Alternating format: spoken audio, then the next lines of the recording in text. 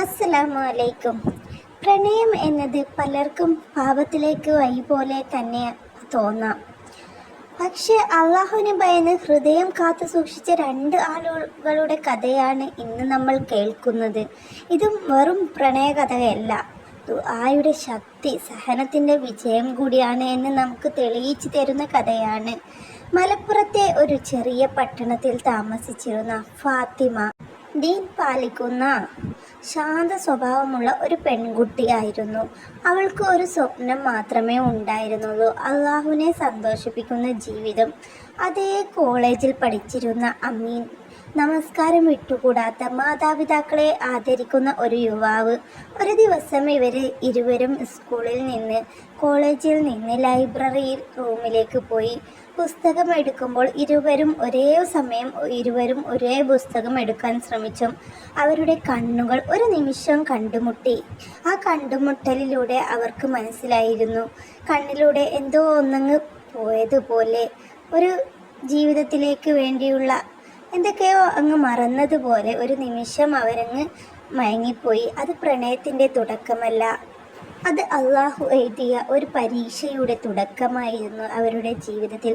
അമീൻ മനസ്സിലാക്കി, ഈ പെൺകുട്ടിയെ ഞാൻ ഇഷ്ടപ്പെടുന്നു. പക്ഷേ ഉടനെ അവൻ സ്വയം ചോദിച്ചു, ഹറാമായ വഴിയിലൂടെയോ അള്ളാഹു ഇഷ്ടപ്പെടുന്ന വഴിയിലൂടെയോ? അവൻ സംസാരിക്കാൻ പോലും ശ്രമിച്ചില്ല. ഫാത്തിമക്കും അതേ അനുഭവമായിരുന്നു. പക്ഷേ അവൾ ഓരോ രാത്രി തഹജ്ജുദ് നിസ്കരിച്ച് ഇരിക്കുമ്പോഴും ദുആ ചെയ്തിരുന്നു, യാ അല്ലാഹ്, അവൻ എനിക്ക് നല്ലവനായാൽ, ഹലാൽ വഴിയിൽ എൻ്റെ ജീവിതത്തിലേക്ക് കൊണ്ടുവരണേ എന്ന് ഫാത്തിമ ദുആ ചെയ്തിരുന്നു.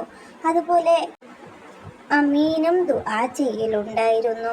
കുറച്ച് മാസങ്ങൾക്ക് ശേഷം ഫാത്തിമയുടെ വീട്ടിൽ ഫാത്തിമയെ വിവാഹാലോചന തുടങ്ങി. ഒരു സമ്പന്ന കുടുംബം വിവാഹം ചോദിച്ചു. അവളുടെ മനസ്സ് അലിഞ്ഞു.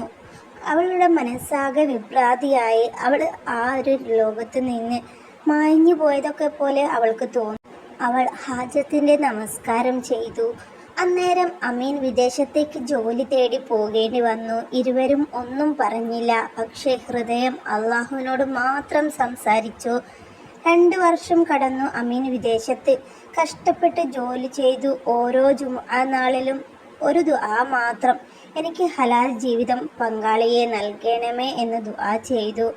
ഫാത്തിമ മീൻവൈൽ ദീൻ പഠിക്കുകയും കുടുംബത്തെ സഹായിക്കുകയും ചെയ്തുകൊണ്ടിരുന്നു.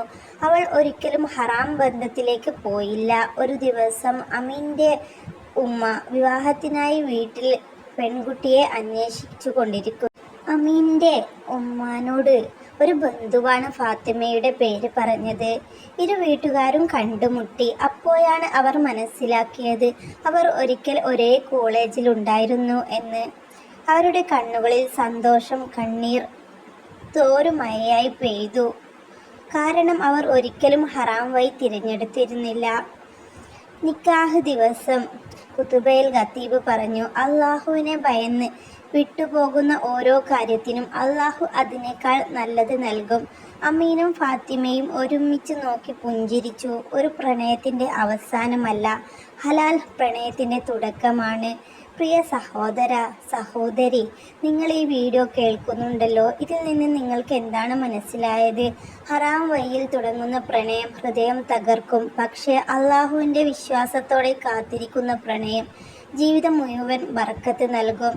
നിങ്ങൾക്കും ഇങ്ങനെ അള്ളാഹുവിൽ വിശ്വാസമുള്ള പ്രണയം വേണമെങ്കിൽ ഈ വീഡിയോ ലൈക്ക് ചെയ്ത് ഷെയർ ചെയ്യുക. ഇൻഷാ അല്ലാഹ് നമുക്കടുത്തൊരു വീഡിയോയിൽ കണ്ടുമുട്ടാം.